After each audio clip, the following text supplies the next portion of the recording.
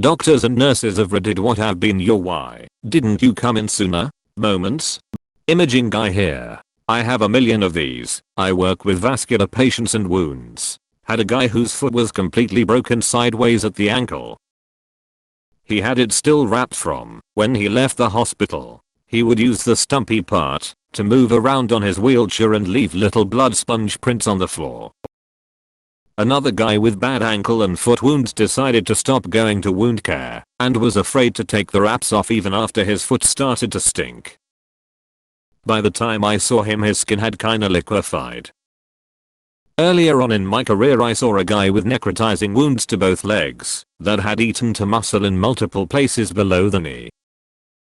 I asked him how long they looked like that and he said about 2 years. Next time I saw him, he was bilateral above knee amp.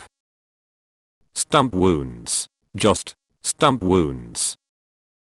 Take care of your feet, people. If you're diabetic and can't feel the bumps and scrapes, please check your feet regularly.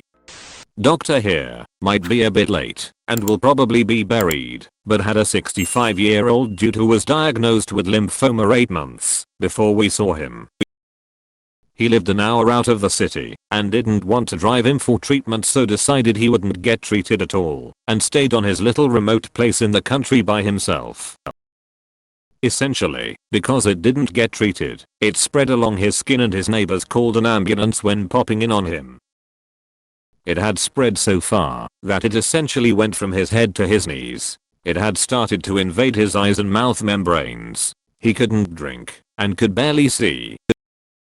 His skin had started to slough off, and he was so severely dehydrated because he was losing so much excess fluid from his open skin that we had to treat him like a severe burns patient and had plastics involvement.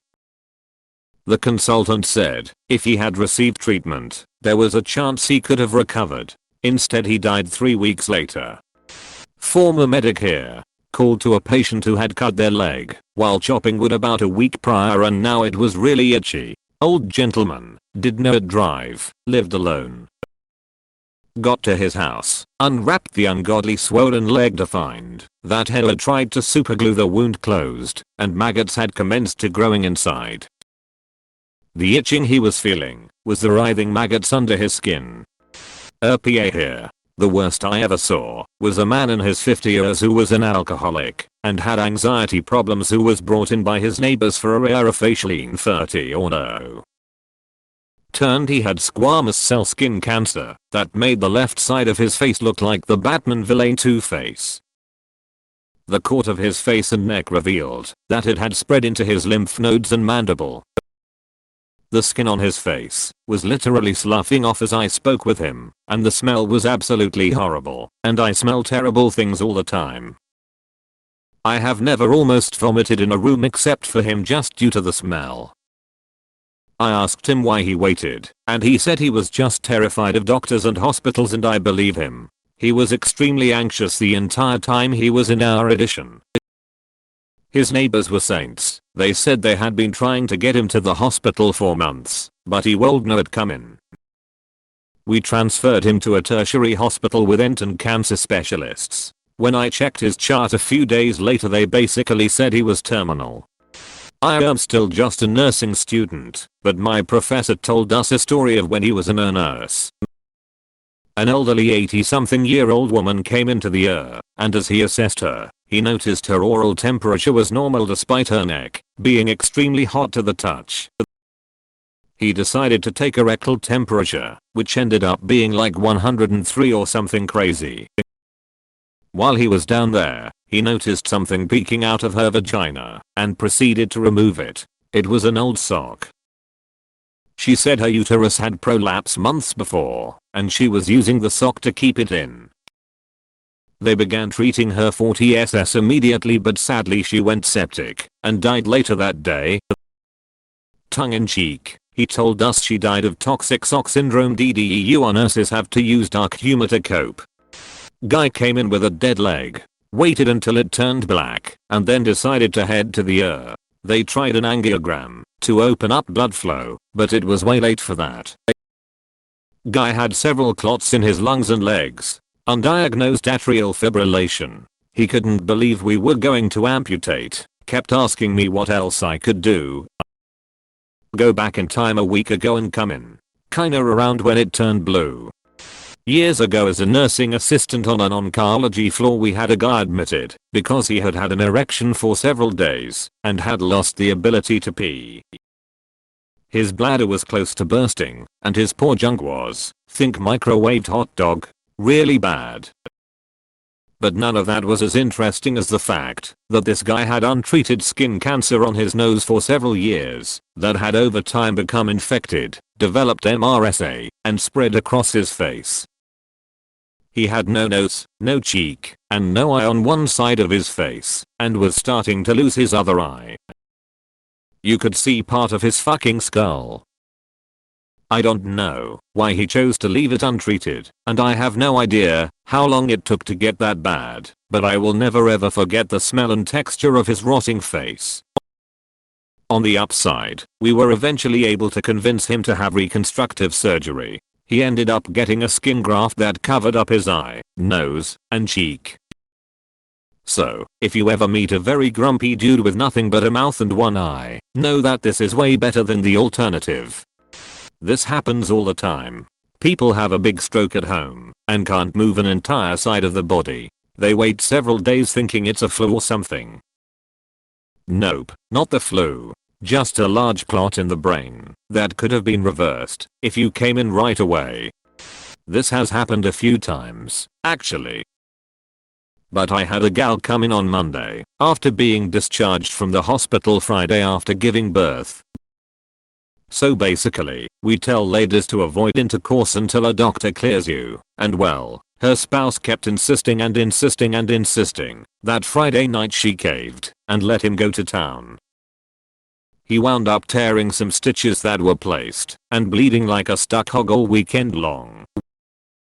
Came into our clinic, blew in the lips and fingers, and her hemoglobin was 4, normal should be 12, 15. She didn't wanna be a bother, so she waited until she started feeling dizzy all the time. She got another trip to the hospital for transfusion and repair for that. But, like I said, this isn't the first time I've seen that, so for the love of God, if homeboy is begging for it after you just had a baby, maybe he needs a lesson in self-control and a bottle of moisturizer. Once had an older lady call in wanting a prescription for pain meds because she was sure she had shingles. Said her neighbor had them and she was sure that was what it was. She had not been in for an exam in almost 2 years, so the doctor asked that she come in to be evaluated before a prescription could be given. She refused and called again the next day asking for a prescription. This went on all week. Her calling for pain meds, the doctor asking her to come in to be seen. She finally agreed to make an appointment. It was not shingles. It was a skin ulceration from advanced breast cancer. Open bracket. I have seen a few over the years, and they generally fall into the category of if it is not diagnosed then I cannot have it. Or did not think it was that bad. As a medical student I remember an older lady that had a breast that was necrotic and falling off.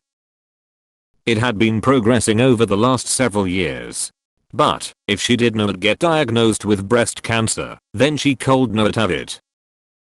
In the other category I have seen a few cases of Fernie's gangrene, pretty much obese male diabetics that had a pimple/sore that started in the pubic region. By the time they come to the hospital it is a raging infection, where the treatment is basically to cut away everything in the pubic/groin region down to the muscle layer. That little sore did not seem like much at first. Not a doctor/hospital staff, but my grandpa ended up passing away because he waited too long before going to the hospital. This was about 17 years ago. He was tending to one his mules when something spooked it, and he got kicked in the gut. He was in a lot of pain, could barely move due to the abdominal pain, so decided to take it easy and lounge on the couch for a week. He refused to go to be taken to the hospital. Unfortunately, that mule kick ruptured an unknown tumor in his intestines. The doc said it was huge, like volleyball size huge, and he may have survived if he came in sooner. By the time we got him to the hospital he had a severe case of gangrene. His leg needed to be amputated within a day of him being there. He passed away a week later. PICU nurse here. Known diabetic 15-year-old told her parents she would not go into the hospital for high blood sugars.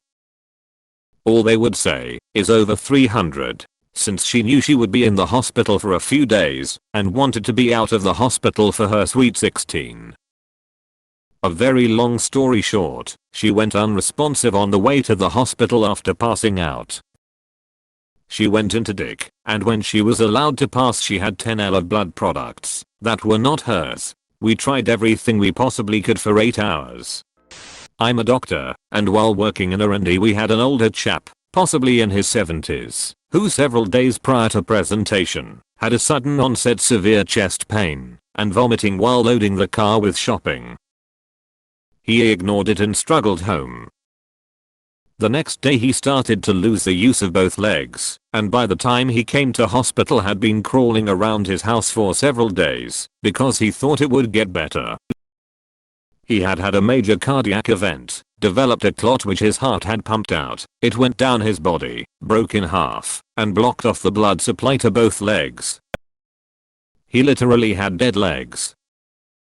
I don't know what ended up happening to him, but there was no way to save the legs and I reckon the outcome was very poor, if not fatal. Edit because there is a lot of USA assumption going on. This is in the UK, where healthcare is free at point of access, so debt is not a contributing concern for our patients.